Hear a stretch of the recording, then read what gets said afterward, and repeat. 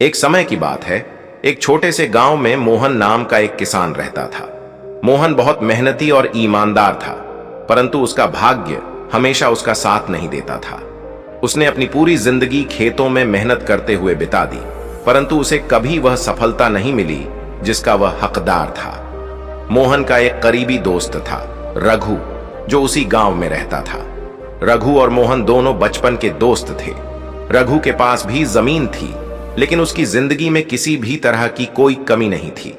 उसका भाग्य सदैव उसके साथ था और वह कम मेहनत के बावजूद भी बहुत सारा धन और सम्मान प्राप्त कर चुका था।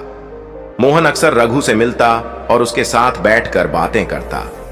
एक दिन मोहन ने रघु से कहा, रघु, मैंने भी तुम्हारी तरह ही मेहनत की है, परंतु फिर भी मैं वह सफलता प्राप्त नहीं कर पाया जो तुम्हें मिली है। ऐसा क्यों है कि मेरा भाग्य मेरे साथ नहीं देता? रघु ने मुस्कुराते हुए उत्तर दिया, मोहन, मैं नहीं मानता कि भाग्य किसी की मेहनत का फल छीन सकता है। मुझे लगता है कि हर किसी का अपना अपना भाग्य होता है और हमें अपनी मेहनत के प्रति सच्चा होना चाहिए।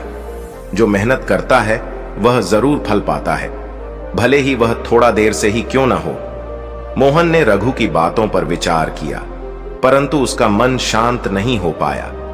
वह सोचता रहा कि क्यों उसकी मेहनत का फल उसे नहीं मिल रहा। उसे लगने लगा कि शायद रघु की बातें केवल दिलासा देने के लिए थीं। एक दिन गांव में एक साधु का आगमन हुआ। साधु बहुत विद्वान और ज्ञानी थे और गांव के लोग उनसे अपने जीवन की समस्याओं का समाधान प्राप्त करने के लिए उनके पास गए।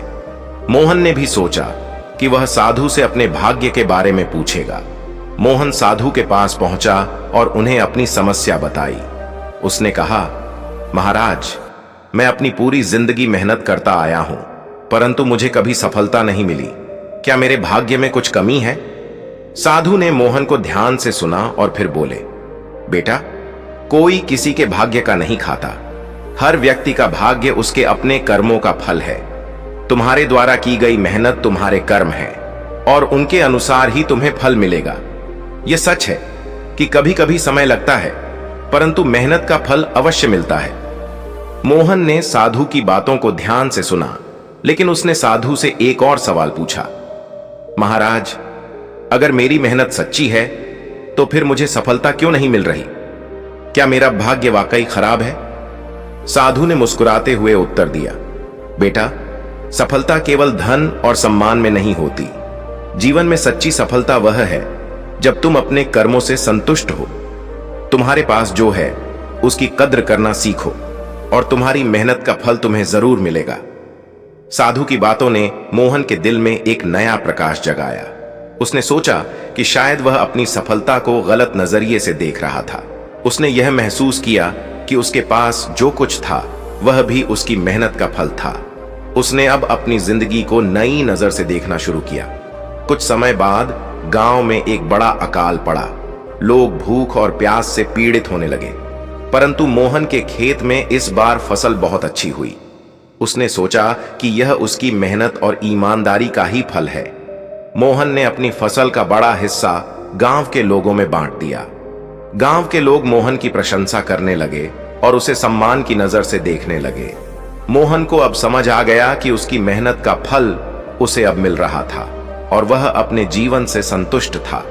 इस तरह मोहन को यह समझ में आ गया कि कोई किसी के भाग्य का नहीं खा सकता।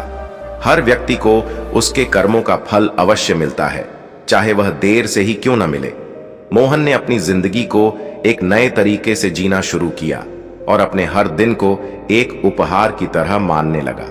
गांव के लोग भी मोहन की तरह ही अपने कर्मों में विश्वास रखने लगे और उन्होंने भी यह समझ लिया कि मेहनत का फल अवश्य मिलता है।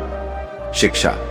इस कहानी से हमें यह सीख मिलती है कि हमें अपने भाग्य पर निर्भर नहीं होना चाहिए, बल्कि अपने कर्मों में विश्वास रखना चाहिए। मेहनत और ईमानदारी से किया गया काम हमेशा फलदायी होता है, भले ही समय लगे।